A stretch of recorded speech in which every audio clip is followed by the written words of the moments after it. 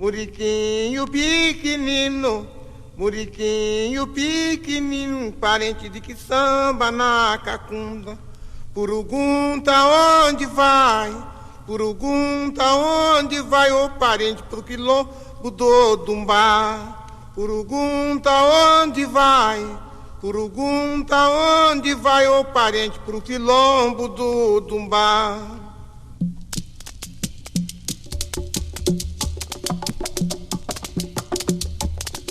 Muriquinho pequenino, parente de que samba na cacunda.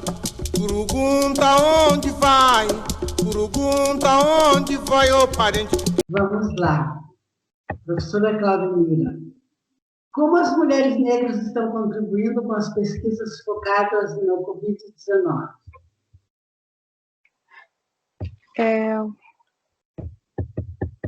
Com as mulheres negras, espera aí, deixa eu só... Eu fiz uma pesquisa para ver como que as mulheres, né, qual era a contribuição das cientistas negras na questão da Covid. Eu descobri 4, né, eu trouxe 4 pesquisas, mas pode ser que tenha mais, viu, Clemilda? Mas essas, assim, que eu achei, assim, bem relevante. Primeiro, você viu quem foi a pessoa que sequenciou o genoma do coronavírus no Brasil? Não. Você viu? Não viu? O nome dela é Jaqueline, ela é baiana, ela é uma mulher negra. Ela sequenciou, ela foi mais rápida do que vários cientistas pelo mundo afora. Ela, em 48 horas, ela tinha sequenciado o genoma. O nome dela é Jaqueline Góes, né? Ela é uma biomédica, está fazendo o pós-doutorado dela em São Paulo. Então, ela, junto com toda a equipe, né, orientadora e tal, conseguiram, então, fazer esse sequenciamento, que foi muito importante. Ela foi, assim, o mundo inteiro bateu palmas, sabe? Porque outros pesquisadores estavam levando 1 semana, 2 semanas, ela conseguiu fazer isso em 48 horas. Assim que a doença chegou no Brasil, ela conseguiu sequenciar. Então, essa é uma das pesquisas. Agora tem mais, quer ver? Tem o nome dela, certo, é Jaqueline Góes de Jesus, né? E as outras pesquisas que eu achei a professora Andréia Alice, que é da Universidade Federal Fluminense. Ela contribui com pesquisas, né, para... como é que a gente fala? Acompanhar, né, a questão da doença, como o comportamento dessa doença, fazer o diagnóstico. É uma cientista também com pós-doutorado. Tem a Michele Alves, que ela é pesquisadora de um laboratório de medicamentos e cosméticos na Fiocruz. Ela atua também no enfrentamento da Covid, nas áreas de vigilância sanitária e de saúde pública. E tem mais outra que eu consegui achar aqui, que provavelmente tem muito mais, né, Clê? Mas essas são as que eu consegui achar, assim, né? Rápido para poder conversar com você. Então,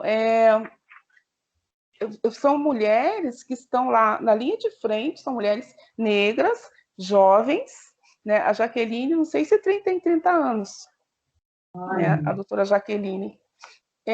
Que estão lá na linha de frente, trabalhando, pesquisando, né?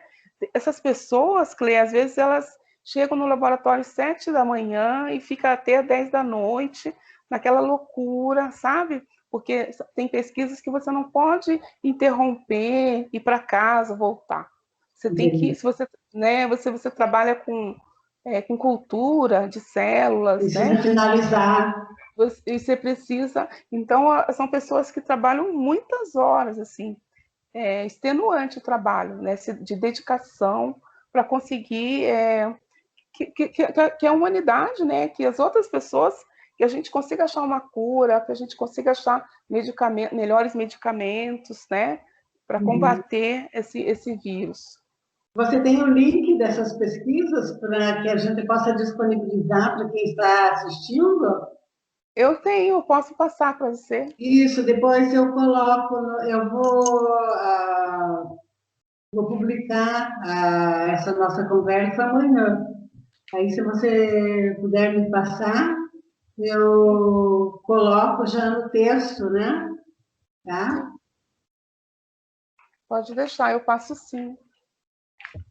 Ok. Então, dando continuidade à nossa conversa, me diga, Claudemira, qual é o impacto da pandemia no trabalho docente do professor na universidade?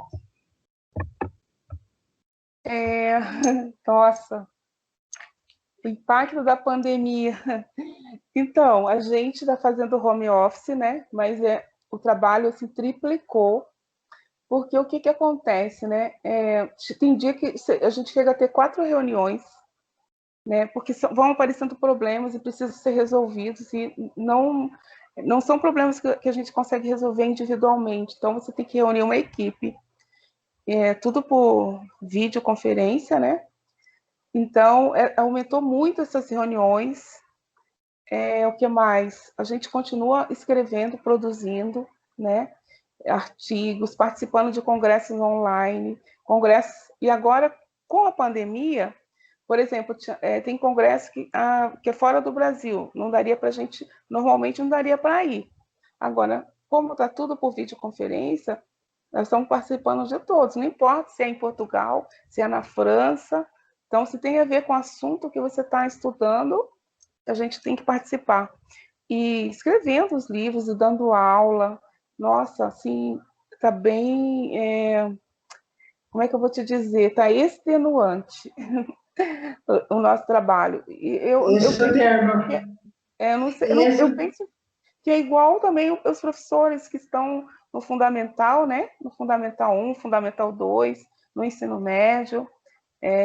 Todo mundo teve que se adaptar, né? De preparar essas aulas, deixar as aulas interessantes, porque o aluno, às vezes, ele está lá do outro lado, ele não liga a câmera. Se você ficar com uma aula muito monótona, muito chata, os alunos não conseguem prestar atenção, né? E aí você não tem como você controlar, às vezes eles estão com a câmera desligada. Então, a gente está tendo que se reinventar, virar youtuber, com aprender certeza. como que se comporta na frente da câmera, como que usa, né, os recursos para deixar a aula mais interessante, tudo isso. Então, eu penso que triplicou nosso trabalho. Um desafio e tanto, não? E A assim, Clemilda, pandemia trouxe muitas mudanças. A educação não será mais a mesma após-pandemia. com certeza. Olha, um professor da universidade, ele precisa atuar em 3 frentes. Ele precisa estar na parte do ensino, né, que são as aulas da graduação e pós-graduação. Ele precisa atuar na parte da pesquisa, que nem eu falei para você que eu estou nesse grupo aí, né, da genética. Eu tenho outro grupo que é o do EREA, lá que a coordenadora é a Lucimar. E daí tem a parte da extensão. Então, eu faço oficinas, eu tenho várias oficinas, vários cursos que a gente dá, sabe? Então, por exemplo, vai começar em março, final de março, as oficinas para a questão da escrita acadêmica, né? Então, você não pode colocar mais que 10 alunos numa sala. Então, você tem que fazer várias daquelas, né? Não adianta fazer uma para um grupo. Então, o trabalho ele foi assim, se fosse, por exemplo, não tivesse na pandemia, podia reunir 30 pessoas numa sala, né? Você fazia presencial, e ali você já vai vendo o que a pessoa escreveu, já vai corrigindo. Assim não, pela plataforma, se você coloca muita gente, você não dá conta, porque as atividades síncronas e assíncronas, né? Você tem que mandar muita tarefa, depois você vai ter que ler aquelas tarefas, vai ter que fazer um feedback para os alunos, o que eles erraram. Então, assim, bem complicado. A gente está aprendendo a lidar com tudo isso. Estamos todos aprendendo, todos e todas. Olha, Claudemira, você tem alguma ideia do que fazer na educação básica para diminuir o problema de discriminação e preconceito contra pessoas negras? Então, eu sempre vejo aí no seu canal, né, acompanho aí algumas das suas entrevistas, eu vejo como você bate na questão da necessidade de se estudar, né, na escola a história da África e tal. E eu concordo contigo, e eu penso que é uma perversidade o que vem sendo feito nas escolas até hoje, que é o que essa autora aqui, a Chimamanda, não sei se você já ouviu falar, Chimamanda, ela tem um vídeo na internet que é a História Única, né? Que ela fala assim do cuidado que a gente tem que ter com essa narrativa única, essa história única. E é o que a escola faz, né? Você vê o continente africano, é, eu até enumerei aqui algumas coisas para falar. Ele deu tanta contribuição, né? Em todas as áreas, não ficou uma área de fora. Na matemática, na medicina, na química, na física, na astronomia, na área de navegação. Nossa, e você não vê nada disso na escola. Você não vê as pessoas falarem. O que, que as pessoas falam?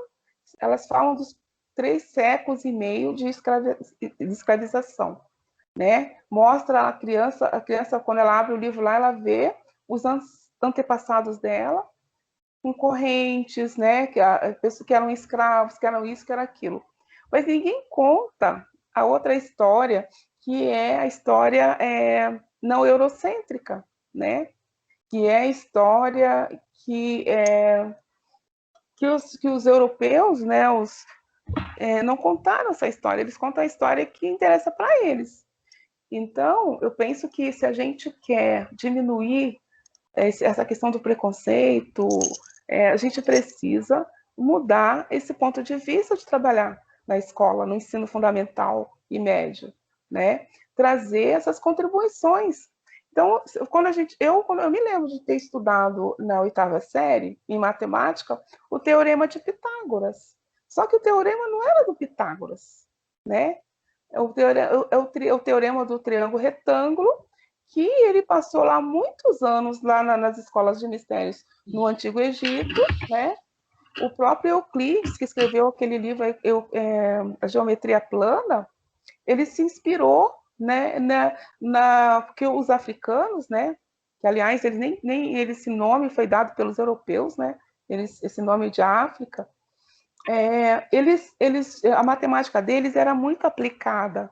Então, como algumas populações viviam muito perto do Nilo e o Nilo enchia, eles precisavam calcular como que ia ser a distância das casas, né? E a questão do vilarejo, tudo era muito calculado. E aí, então, era uma matemática aplicada. O que o Euclides faz? Ele pega esse conhecimento e ele traz para a matemática, escreve um livro, né? E que é a introdução à geometria, e ele coloca essa matemática desvinculada do dia a dia, uma matemática, como é que eu vou te dizer? Não é pura, mas é uma matemática que é básica, né? Ela não está vinculada que nem os africanos faziam no dia a dia, né? Ela tinha uma serventia. Por que eles faziam aqueles cálculos? E aí eles se apoderam desses papiros todos, né? Que tinha essas informações. E hoje a gente na escola acha que o triângulo retângulo, o teorema do triângulo retângulo é de Pitágoras, que era grego, né? E assim vai, né? Você tinha, por exemplo, a questão da medicina super avançada. Eles faziam cirurgia de crânio, eles faziam cesarianas, né? E muitas outras coisas. Esses papiros todos foram pilhados, né? Eles foram roubados, e essa história foi recontada do ponto de vista do europeu. Então, tudo hoje em dia nasceu na Grécia, né?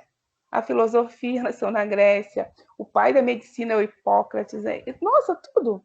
As pessoas não conhecem, né? A questão das navegações, por exemplo. Tem um fóssil, que é o fóssil de Luzia, tem mais de 11 mil anos. É uma mulher negra, né, que foi encontrada aqui no continente, no nosso, né, no nosso país. E o que acontece? Como que essa mulher negra chegou aqui? Não foi nadando, né? Como que ela chegou a essa... Então, isso dá para a gente perceber que eles tinham um grande conhecimento de navegação, sabe? Eles cruzaram o Atlântico. E aí, e onde que está tudo isso? Ninguém fala, sabe? Então, eu penso que é preciso urgentemente desconstruir, sabe? Essa ciência, esses ensinamentos do ponto de vista ocidental, eurocêntrico, e colocar essa outra narrativa, né? Porque senão as crianças vão crescer, e isso não só para as crianças negras, as brancas também. Elas Com precisam certeza. também conhecer Elas têm essa esse história. direito, né? Elas têm esse direito de conhecer essa história como ela é na verdade. Uhum. Então, eu penso que isso é fundamental, sabe? E eu vejo que as pessoas falam, mas tem material. É mentira! Se você olhar na internet, está cheio de material, tem livros, no YouTube tem vídeo. Basta a pessoa ter um pouquinho de esforço e querer achar esse material. Então, enquanto a gente continuar com essa história única, né, que nem diz a Chimamanda, nós vamos ter esse problema sempre na escola, né? Porque Clemilda, quem é que quer se identificar com um ancestral que era uma pessoa, né? Que nem conta os livros didáticos, era uma pessoa submissa, subalternizada, né? Que aceitou pacificamente ser escravizado, o que não é verdade, que a gente sabe dos quilombos, né, os quilombos de Palmares e todos os outros que se formaram, que essa foi uma das formas que eles encontraram de combater, né, a questão da escravização, mas existiam outras formas também, além dessas. O próprio tronco. O Pois tronco é um exemplo de que por que é que precisa que eles eram açoitados, né? Não era, vamos dizer assim, a resistência é para quebrar a resistência do homem negro e da mulher negra, né? Então, dos escravizados. sim. O tronco é o maior exemplo de violência para que se subalternize uma cultura, uma história, um ser humano, né? E depois a desumanização desse ser, né? Então, não são humanos, né? Não Sim. são humanos, então podem ser escravizados. Então, essas teorias construídas de acordo com tudo que você está colocando aí, né? Esse conhecimento que você trouxe hoje, né? E quem tem acesso a esse conhecimento, né? Precisa começar a falar, e é como você está expondo aqui agora, né? Muito boa essa reflexão, Claudemira, porque muitos dos nossos docentes, dos nossos professores vão estar assistindo essa nossa conversa e essa entrevista. Então, você trouxe muita coisa, muita novidade, né? E por isso que eu pedi para você os links, né? E as pessoas, elas vão estar entendendo e aprendendo. Você pincelou, né? Você pincelou, mas como você mesmo disse, vamos buscar as fontes, né? E vamos colocar os links lá para que eles iniciem, então, para que todos e todas possam iniciar. De cada coisa que eu falei para você, eu vou colocar a fonte. Tá? Por exemplo, de Luzia, tem um livro que fala só sobre isso. Esses outros conhecimentos que eu falei, tem um livro que é Descolonizando Saberes, da Bárbara, que é uma mulher negra baiana, uma professora da Universidade Federal da Bahia. Eu vou colocar ali para você. Tudo isso que eu falei aqui, eu tenho uma fonte. Então, eu devo mandar pelo WhatsApp, e aí você seleciona, né? O que você... Então, e aí eu estava pensando, né, que também essas questões relacionadas ao conhecimento, né, da população, dos nossos antepassados, dos nossos ancestrais, se não tem pesquisadores, né, homens e mulheres negros, que vão atrás dessas informações, né, e vão pesquisar e vão derrubar toda essa construção eurocêntrica que tem, quem que vai fazer isso? Por isso a necessidade de ter, sim, pessoas, né, mulheres e homens negros dentro da universidade pesquisando em todas as áreas. E, no caso, a ciência, ela é muito responsável por tudo isso, porque tem o racismo científico, né? Então, a gente vai ter aí vários autores, o Nina Rodrigues foi um deles, né? Que eles fizeram teorias para dizer que as pessoas negras não eram inteligentes, aí mediram o crânio, fizeram um monte de armações lá. Lógico que isso já caiu por terra, tudo, mas no imaginário da população continua, né?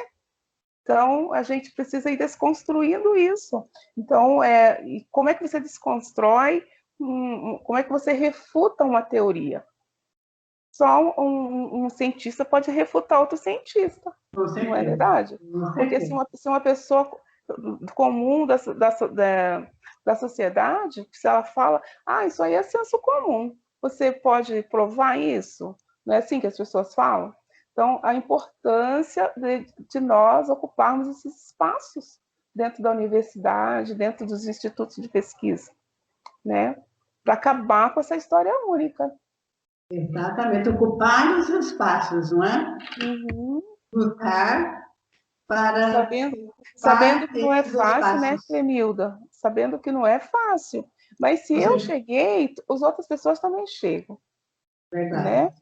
Foi difícil, mas eu consegui chegar com muita luta e eu gostaria que as outras pessoas que têm essa vontade, que elas insistam, que elas participem dos espaços que são oferecidos hoje em dia, né? Para que os negros e negras possam adentrar esses espaços de pós-graduação, né? Vamos continuar lutando. Oi? Isso. Vamos continuar lutando, né? E a forma de luta, né? Incentivando, né? Instigando, pesquisando conhecimento, né? Conhecimento. Claudemira, muito bom conversar com você. Eu adorei, agradeço a tua participação. Gostaria que você deixasse uma mensagem para aqueles que estão nos assistindo. Então, a mensagem eu estava pensando assim, lendo esse livro hoje, né, para educar crianças feministas, é um manifesto. E aí eu pensei, nossa, que mensagem interessante, né? Eu vou aproveitar em alguma das lives que eu vou fazer essa semana. Então, olha só, ela coloca várias sugestões aqui, eu vou ler a terceira, né, que é para as meninas, mas para quem tem filho menino também, né? Se você tem um menino que ele não discrimina com a questão de gênero, você também está contribuindo para diminuir, né, essa questão das desigualdades de gênero, né? Essas questões relacionadas ao gênero feminino, né? Então, ela diz assim, ensine a ela que papéis de gênero são totalmente absurdos. Nunca lhe diga para fazer ou deixar de fazer alguma coisa porque você é menina. Porque você é menina nunca é razão para nada, jamais. Lembro que me diziam quando eu era criança para varrer direito, como uma menina. O que significava que varrer tinha a ver com ser mulher? Eu preferiria que tivessem dito apenas varrer direito, pois assim vai limpar melhor o chão. E preferiria que tivessem dito a mesma coisa para os meus irmãos. Ultimamente, ocorreram uns debates nas redes sociais sobre as mulheres e a cozinha, que diziam que as esposas precisam cozinhar para os maridos. É engraçado, quero dizer, engraçado como uma coisa triste que em 2016 ainda estejamos falando de cozinhar como uma espécie de teste de boa esposa para mulheres. Saber cozinhar não é algo que vem pré-instalado. Cozinhar se aprende. O serviço doméstico, em geral, é uma habilidade que se adquire na vida e que, teoricamente, homens e mulheres deveriam ter, deveriam saber. É também uma habilidade que, às vezes, escapa tanto aos homens quanto às mulheres. Então, temos que questionar a ideia do casamento como um prêmio para as mulheres, pois é o que está na base desses debates absurdos. Se pararmos de condicionar as mulheres a verem o casamento dessa forma, não precisaremos discutir tanto se uma esposa precisa cozinhar para ganhar esse prêmio. E aí, ela vai falando, né, então, sobre essa questão dessa educação que a gente precisa dar para as meninas e para os meninos, né? Tirar essa crença, né, que porque é menina, porque é mulher, não pode fazer coisas, os brinquedos, né, tem que ser brinquedos de menina e de menino, a questão da cor das roupas, né? Então, são tantas coisas que tem na nossa sociedade que vai discriminando as mulheres, as meninas, e vai construindo esse imaginário da população. Então, o recado é: mulheres, meninas, vocês podem ser o que vocês quiserem, né? Lutem para isso, consigam ocupar esses espaços, porque nós não somos piores nem melhores que ninguém. Nós temos as mesmas oportunidades e vamos aproveitá-las. Esse é o recado. É isso mesmo. Maravilha, professora. Muito obrigada, tá? Até uma próxima. E eu quero dizer para quem está nos assistindo que não esqueça de se inscrever no canal para receber as notificações e saber quem serão nossas próximas convidadas. Muito bom, muito obrigada, professora, muito obrigada. Estou muito feliz com essa nossa conversa de hoje, tá? Muriquinho pequenino, muriquinho pequenino, parente de que samba na cacunda. Pergunta onde vai, pergunta onde vai o parente pro quilombo do Dumbá. Pergunta onde vai, pergunta onde vai o parente pro quilombo do Dumbá.